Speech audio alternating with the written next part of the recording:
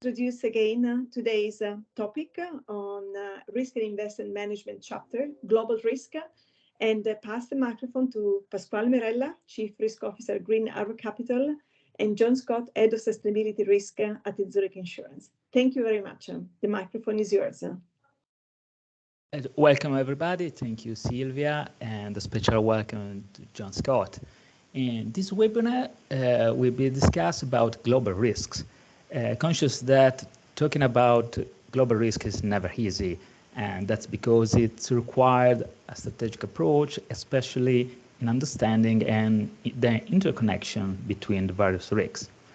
By the way, the World Economic Forum Global Risk Report 2023, produced in collaboration with Zurich Insurance Group, is an analysis of the most severe risks, including economic, environmental, geopolitical, societal, and technological risks that the world is likely to face over the next decade. The report is the result of the latest Global Risk Perception Survey, which collected responses from over 1,200 experts from different fields sharing their insights. These experts come from the World Economic Forum network and include the top risk experts from Global Risk Advisory Board, Chief Risk Officer community, academia, businesses, government, international community, and civil society. The report reflects the collective knowledge of the world's leading risk expert.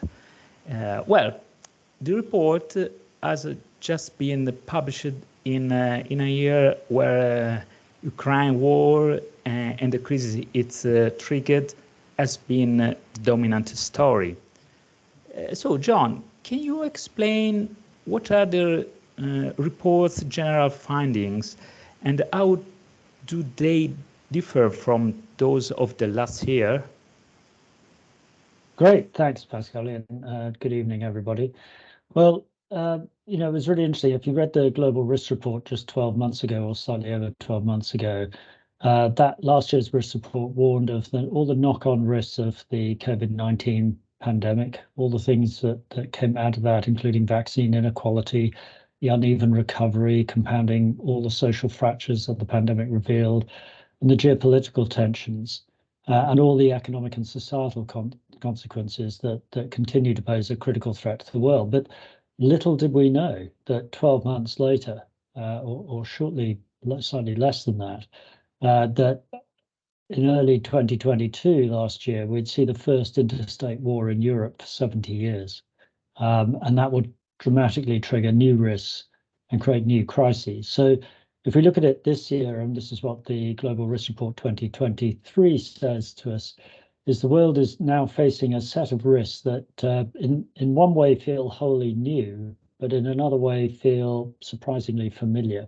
And in a way, we've seen the return of risks we haven't seen for a long time, risks like inflation, a cost of living crisis, an energy crisis, and geopolitical confrontation, including the spectre of nuclear warfare. And there's very few of the current generation of business or political leaders have experienced any of that, at least not in the day-to-day business. They may have read about it or been children when this happened in the 70s. And I think the other real challenge of all these crises that we're facing right now as a result of both the pandemic and the Ukraine war and the response to it is that a lot of the attention that needs to be focused on some of the other risks that are especially the longer term risks over the 10-year time horizon, which is, this global risk report is one of the few risk reports that gets published every year that takes that long-term time horizon. And really what I'm talking about here are the rapidly accelerating risks to natural ecosystems and the growing pressure from climate change impacts. What we found from the Global Risk Perception Survey that Pasquale talked about is that biodiversity loss and ecosystem collapse is viewed as one of the fastest accelerating global risks over the next decade. And in fact, over the next decade, environmental risks feature in the top 5 of the top 10 risks over the next 10 years. So it's a very surprisingly different world this year from last year, not least of all from the economic landscape. I mentioned these high levels of inflation driven largely by commodity prices of both food and energy linked to the Ukraine war and sanctions against Russia, but also actually building on those tightening supply chains and rapid growth or desire to spend post-pandemic in the year before. So a real combination of effects that have really changed significantly the monetary policies of especially the G7 nations and the end of the low interest rate era that's been around really since 2008 and the great financial crisis, the credit crisis of that time. So that's going to have a big impact on a lot of businesses and also governments with the loss of access to cheap debt. So I think that's what I would say, Pascal. It's not a pretty picture or a very positive one, but unfortunately, that's just how the world looks today. Yeah, indeed.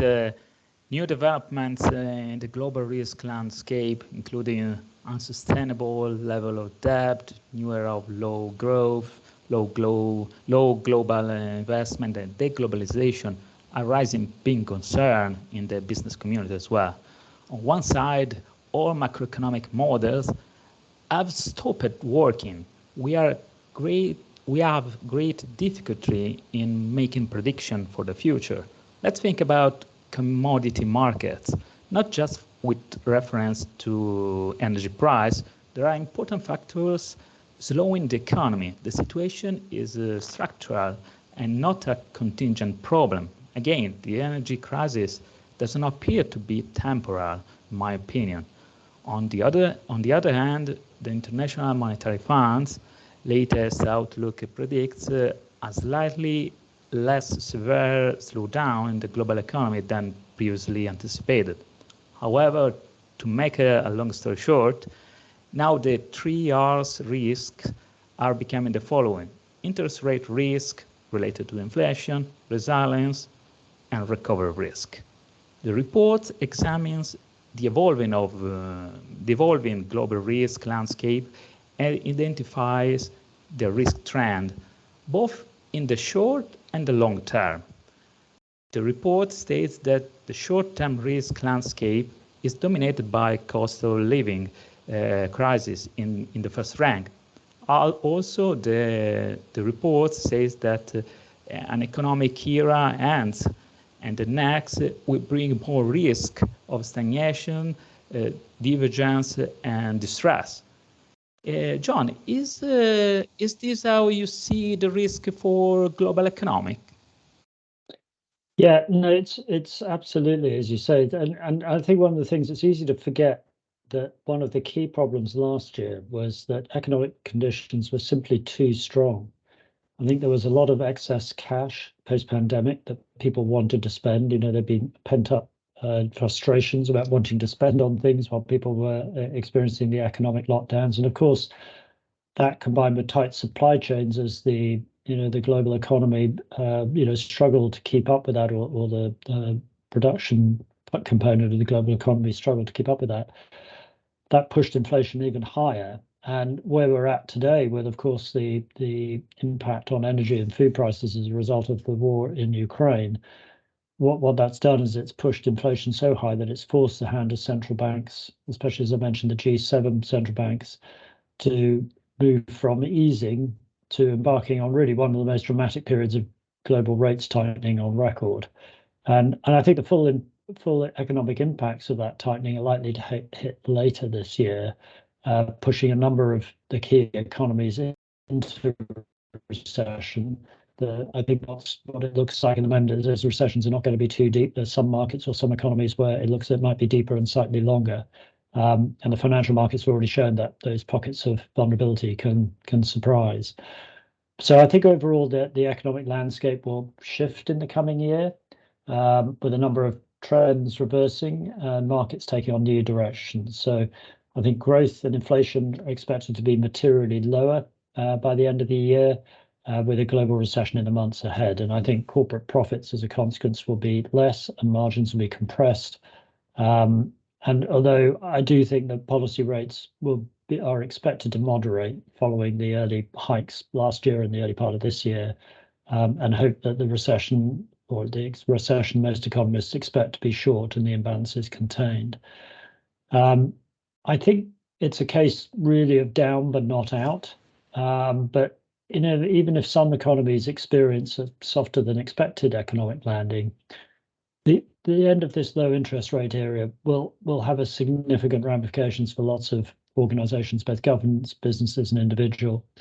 And in the longer term, over the next decade, this Global Risk Report 2023 warns of global economic fragmentation, the consequence of that on geopolitical tensions, and a rockier restructuring, which all of which will contribute to widespread debt distress. I mean, the world is incredibly indebted, especially governments, as a result of the fiscal stimulus that they put in place during the pandemic and the subsidizing of the energy crisis today, especially in Europe. So I think this is going to have a bigger impact on the poorest people in the planet, whether they're in emerging markets or in the poorer sections of wealthy countries. And I think this new economic era that we're going to live through in the next decade may be one of growing divergence between the rich and the poor, if that wasn't big enough already, and potentially the first rollback in human development, and especially in emerging markets that we've seen in decades. Yeah, looking on investment side, it's clear that the recent increase in interest rate and the end of relaxed monetary policy have caused a decline in equity, particularly high growth stocks and fixed income markets. As a result, investors are moving away from investments that have performed well in recent years. In this context, notably, the strong performance of private market assets has satisfied the demand among both institutional and increasingly retail investors. Asset under management of alternatives reached about 11 trillion of US dollars as of March 2022. Growth over the last decade in various alternative funds offering private equity, real estate, infrastructure, private credit has been steady and building momentum in more recent years. The underperformance of public market during 2022 will likely accelerate the demand on private assets. Anyway, there is another point to take into account. What I mean is that finance is transformative. ESG investing, environmental, social, and governance, has become increasingly popular in recent years as more and more investors seek to make a positive impact while also generating financial returns. Investors may want to align their investment with their personal value and social or environmental goals. Some investors may also be motivated by regulatory pressure as government and organizations around the world push for greater disclosure and accountability on ESG issues. In this context, asset managers have a significant role to play in facilitating ESG investing. This is because merger and acquisition deals in private markets allow you to be the decision maker from any company involved, and therefore to have a real impact on the business as well as on the society. Nevertheless, the climate change remains a major concern, with the Global Risk Report warning of increased frequency and intensity of natural disaster and negative impact on food and energy security. The recent COP 27 meeting in Sharm el-Sheikh succeeded in getting agreement on the issue of loss and damage, but seemed light on commitments to reduce the greenhouse gas emission. So, John, is there hope of a net zero future feeding? your Yeah, opinion? I think that's a great question. One of the challenges of this crisis is that it diverts attention from these longer term risks that develop more slowly.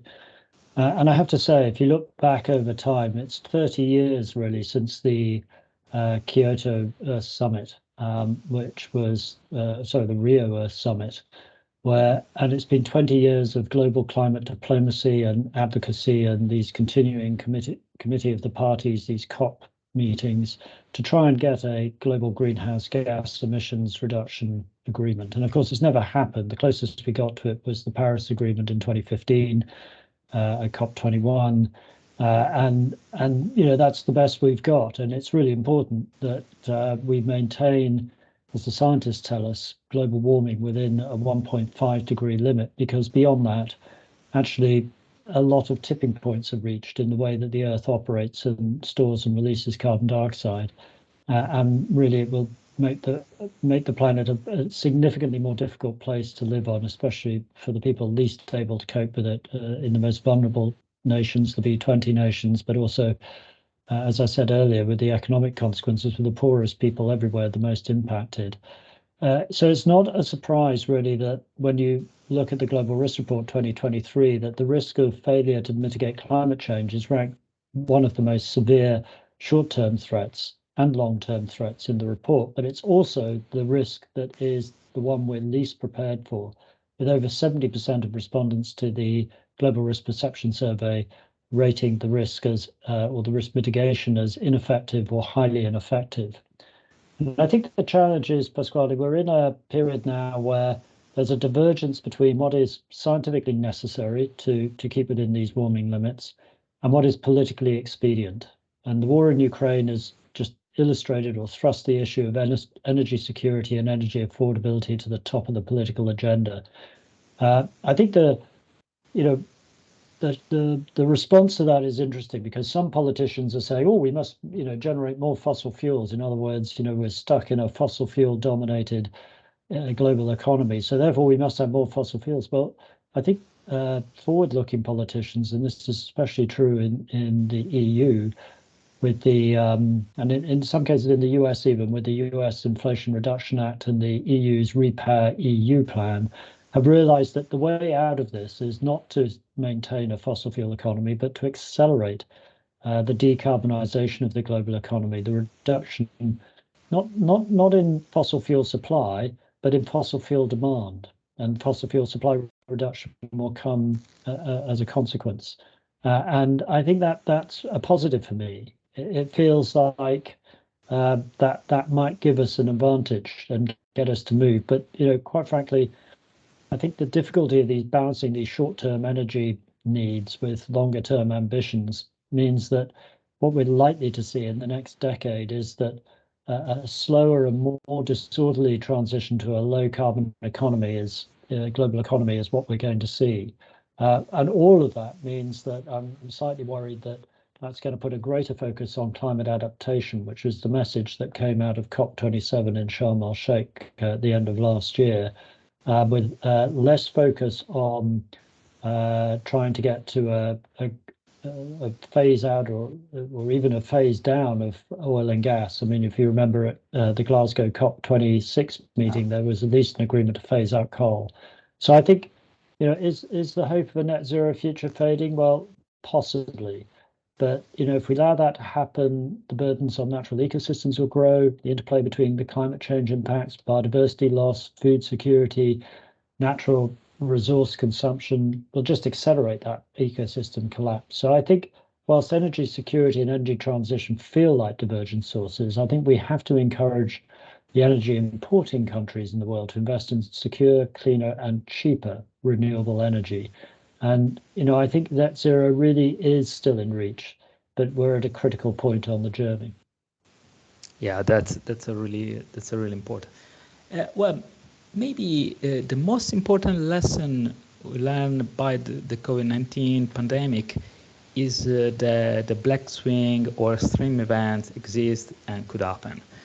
We must avoid having to deal with crisis management, but we do risk management before. my opinion, it is something related to how widespread the culture of risk is. In this context, the adoption of risk-based approach prevents emotional or irrational decisions, and that's a problem when you have to decide how to allocate public resources or invest your money. In data-driven society, the decisions are based on analysis and supported by empirical evidence.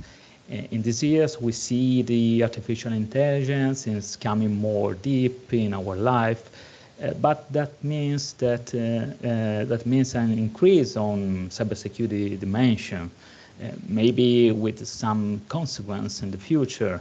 In addition to privacy issues, there could be what I call an oracle effect if the people will start believing blindly in what artificial intelligence provides as explanation.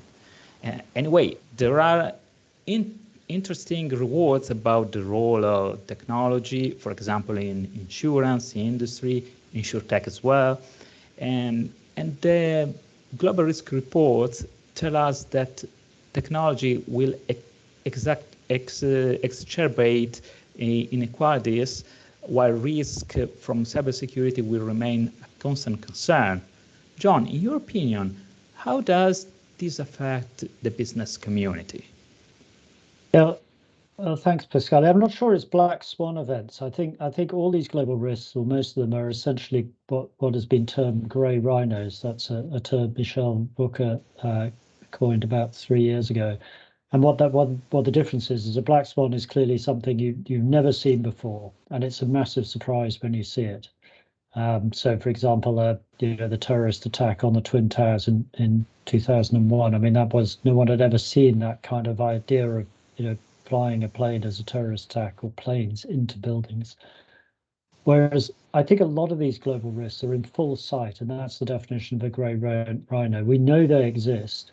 It's just we're not doing enough to deal with them. And I think technology risks are one of those classic examples. So I think what the Global Risk Report 2023 tells us about technology is that the current sort of geopolitical and geoeconomic environment is such that there's incredible acceleration of military expenditure and state aid, and a lot of that is going into technology from private investment, but also research and development in emerging technologies that are going to just continue at a pace over the next decade. And we'll see incredible advancements in artificial intelligence, quantum computing, and biotechnology, amongst other technologies.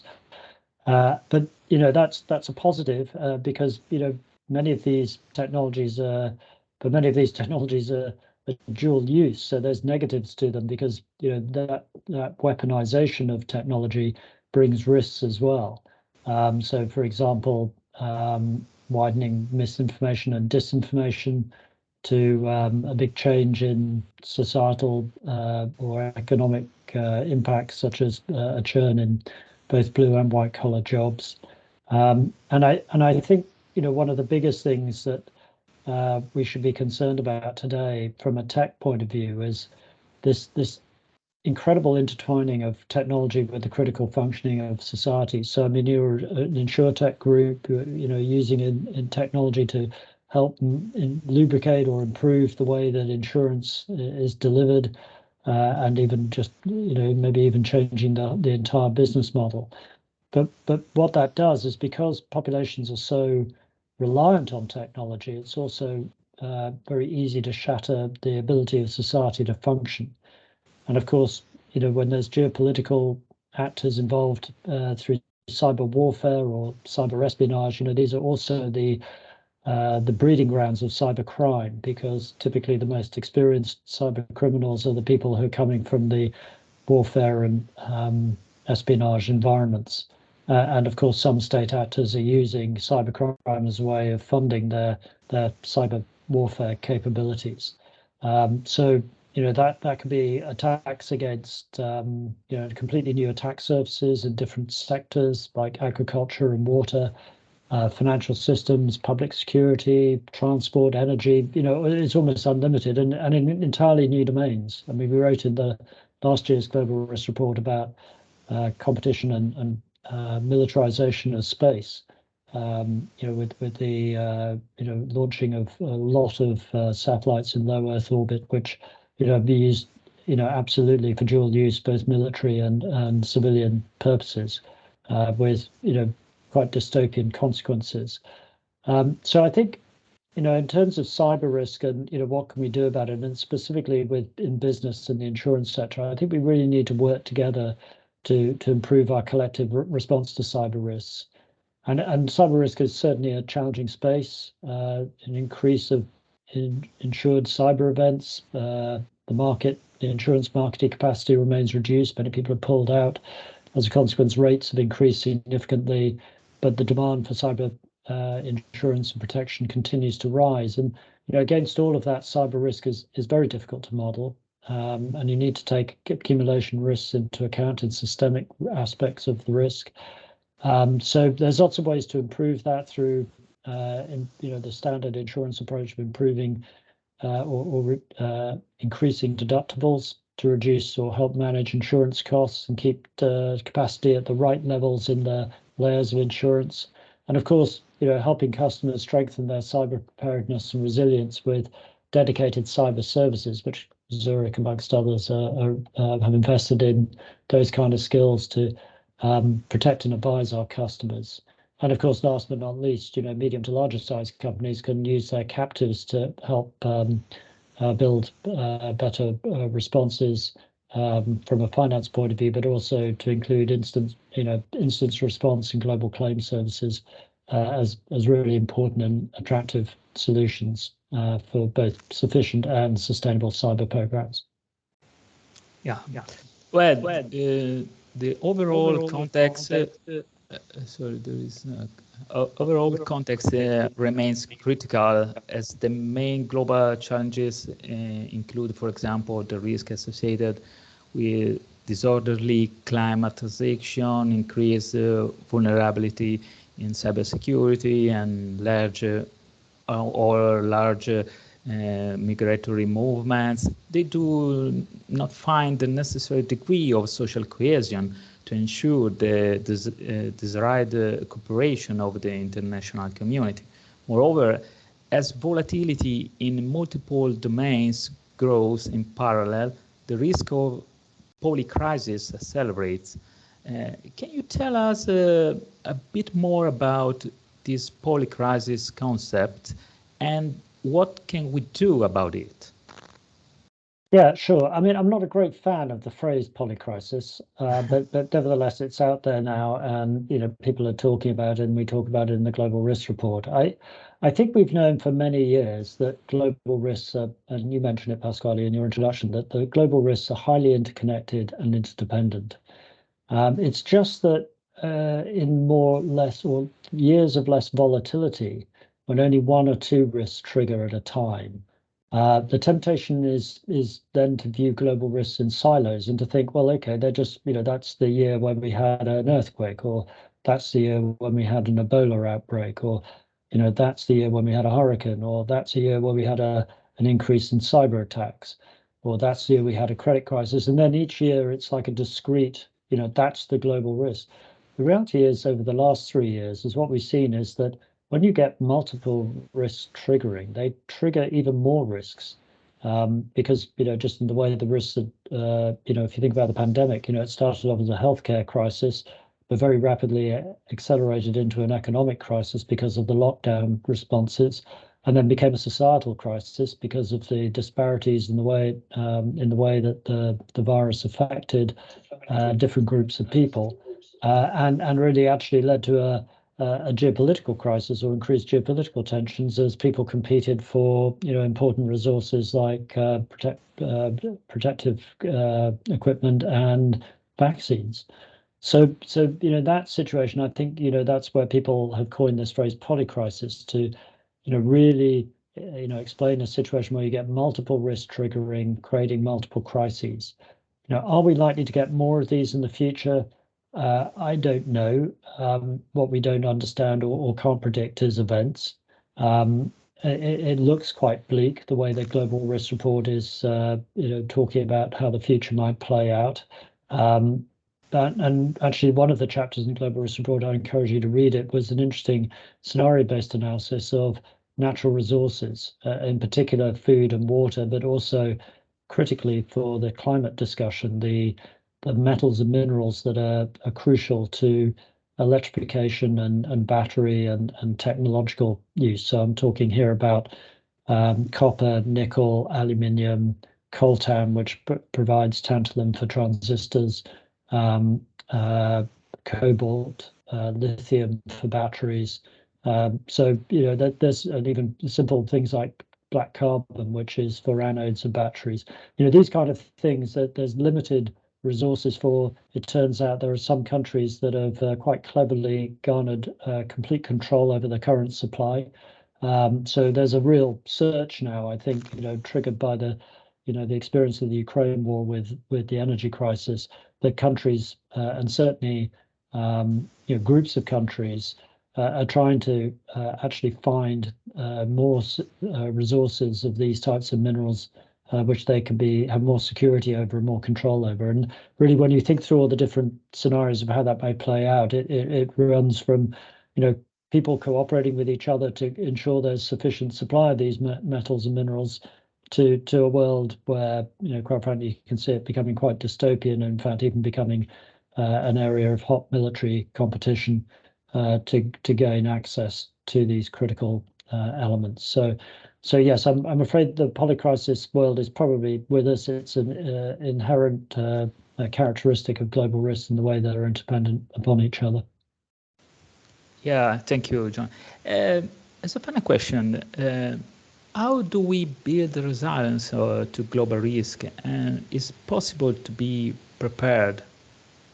Yeah, I think the Global Risk Report for several years, if you've been an avid reader of it, there's always a section in the back where there's an attempt to try and talk about how do you build resilience to global risks, or how do you build risk management to them. I think it's a little bit of a rabbit hole or a bear trap for the World Economic Forum, quite frankly. I mean, it's an organization where really the focus is on multilateral action at a global level, and public-private platforms to, for business to work with governments to address some of these issues. And no doubt that works in some situations. If you think about the vaccine production or creation process during the pandemic, that wouldn't have happened if we hadn't harnessed the incredible innovative capabilities of especially the biotech sector and the pharmaceutical sectors to really apply a more like a private equity model to invest in many 100+ different vaccine technologies on the hope that 2 or 3 would work. And that's exactly what happened. And of course, then the governments could do what they do well, which is put money into scaling up production facilities and to ensure the equitable distribution of the vaccines once they were developed. So the net was, we created vaccines in a year, where normally it takes 20 years to produce these things. I wouldn't say we were that successful, actually, at the equitable distribution. Certainly it tended to be the wealthier countries that got access to the vaccines. But, at least that was a success. I think the reality is, if you read the report, it talks a lot about strengthening risk identification and foresight, understanding the present value of future risks like climate, for example. So, it's not all about immediate catastrophic events. It's about how these things may play out over a long time. It's a bit like the frog in the boiling water. You don't notice it's getting warmer until it's too late. Literally, in the case of climate change, having multi-domain risk preparedness, not just in one area, but in multi-domain responses, and having stronger preparedness and response cooperation. Well, we did that with the pandemic. Actually, prior to the pandemic, the Global Risk Report warned many times of the risk of a global pandemic, and in fact, as a consequence, actually, we created the Global Vaccine Alliance and the pandemic, the Center for Epidemic Preparedness. But they came not to naught, but their impact was limited because, quite frankly, governments took especially certain governments took a very my nation first view, and didn't really work in solidarity with each other. So my takeaway from that is that whilst those 4 principles, which are essentially global approaches, work to a certain extent, actually to bring those principles alive, you've got to really address some key themes which are essentially local. I think we need to play to the strengths of not any one stakeholder group, but combinations of groups. That's across governments, business, and finance. I mean, I'd give climate change as a great example here. It's the ultimate team sport. It's not up to one company or one sector to solve the problem. All those groups, government, finance, and the real economy, have to work together to find the solutions. And there's no silver bullets. It looks different in different countries, how you mitigate greenhouse gas emissions and how you adapt to climate. I think it's, the other thing is working across the scale of activities in governance. Understanding where a global approach works well, a regional approach works well, or a local action has most relevance. And if you think about something like flood resilience and climate adaptation, really that's a really complex systems challenge where typically the solution lies at a local level. I think global risks are a bit like flood, and we need a multiplicity of local actions to actually address them. It's not sufficient just to have a global approach. Yeah, sure. And as I said before, maybe it's important thing is the risk culture is an important factor, because we don't need a risk management on the paper, but we need a risk management in action. So it's particularly linked to the culture of people, corporates, governments, and so maybe is the problem is regarding to be too myopic view, to keep a myopic view, and so that's the big problem, I guess. I want to. We have some minutes just for some questions, some Q&A session. If someone wants to. Okay, there is I see a hand. So Christoph, hi. Christoph, thank you for joining the discussion. Hi, thank you, John. It's always great to hear from you directly about this topic. John, this year we have seen a new risk on the landscape. So it's not about failing to mitigate the risks of climate change, but it's about failing to react to the impacts of the climate change. It's not exactly how it's called, but that's new. Can you tell us a bit more about it? So what does that mean? Does it mean that we will fail anyway, or just I wonder what you can say about it? Thanks, Christoph. Yes, no, it's what I mentioned earlier about climate adaptation. And I think, for many years about climate change, there was a view that, well, we'll just carry on, using fossil fuels. It doesn't matter because we'll just adapt to the consequences of climate change. I think the work of the IPCC's climate scientists, who are an incredibly wide-ranging, multidisciplinary group of academics looking at these topics and doing lots of research, what they tell us is that it's not just that the planet gets warmer. As the planet gets warmer, it triggers the ways that the planet stores and releases carbon dioxide in ways that are not steady state. They're episodic. And the challenge with that is that you then have a chance of breaching or reaching tipping points. So an example that's happening right now, which I find personally very scary, is methane in the atmosphere. Now, methane is about 20 times more powerful global warming agent than carbon dioxide. Fortunately, it has a slightly longer lifetime or half-lifetime in the atmosphere than carbon dioxide. So it's less, has less impact over time. But nonetheless, it's very powerful. Now, most people think methane is coming from fossil fuel production and transportation through pipelines, leaks at wellheads, flaring, and in the use of methane. And that's without doubt a factor. But as the planet is warming, it won't have escaped your attention that we've seen extremely hot weather in the summers, especially in the extreme north, in the Arctic regions. And we've seen wildfires in Siberia, in northern Canada. And what's happening is that actually the areas which have been permafrost for, well, since the last ice age are now no longer permafrost. And that vegetative material is beginning to rot and produce huge amounts of methane. And actually, if you look at the science, the carbon isotope, the C12, C13 ratio of biogenic carbon looks very different from fossil carbon. And what we're seeing is more biogenic carbon in methane getting into the atmosphere. So that tells us that we've warmed the planet sufficiently to trigger a mechanism which is a positive feedback mechanism, which is driving global warming even more. And we can't put that back in the bottle. We cannot change that. So I think the imperative to focus on greenhouse gas mitigation is still as great as it ever was. We need to heed the warnings of the scientists and try and keep within the 1.5 degree limit. The sad news is that we heard before COP27 was a report from the UN telling us, from the scientists telling us that there's only 50%, well, there is a 50% chance of getting to a year of average 1.5 degree temperatures before the end of the decade. That's really bad news. So the reality is, the harsh reality is we've got to double down on mitigation. That's hard, it's tough, it's not easy to do. It's geopolitically difficult because it requires negotiation between countries.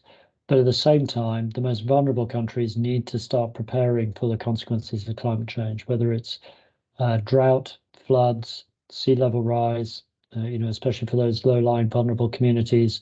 It's been that case in the Netherlands for hundreds of years, but in places like Bangladesh or flood-prone areas like Pakistan, the terrible floods we saw there recently, or even low-lying areas like Florida, which, as you know, have been more or less impossible to insure because the events of flooding are just so frequent. It's no point in having the dollar swapping exercise of insurance.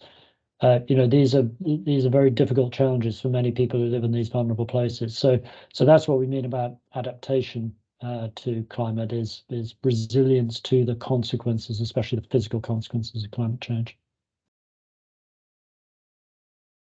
Thank you very much, John. Thank you for your question, Christoph. Just checking if there is any other question. Otherwise, I'm conscious that we are on the top of the hours. I would like to thank the speakers today. John, as also Christoph said, it's always a great pleasure to hear talking about the global risk. And I invite everybody to read this report. It's an amazing reading.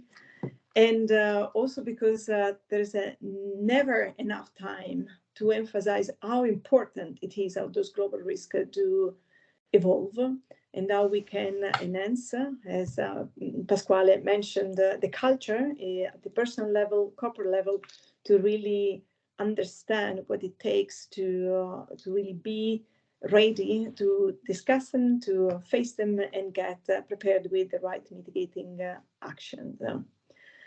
So, Pasquale, thank you very much for facilitating this conversation. I would like to wish everybody an amazing evening. We're going to share the recording with our members who couldn't be here today.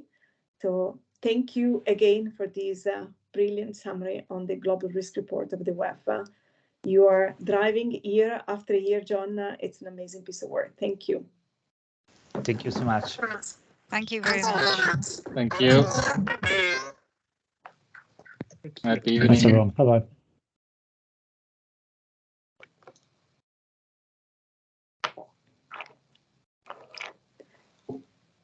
Thank you, John, for the dedication for this event.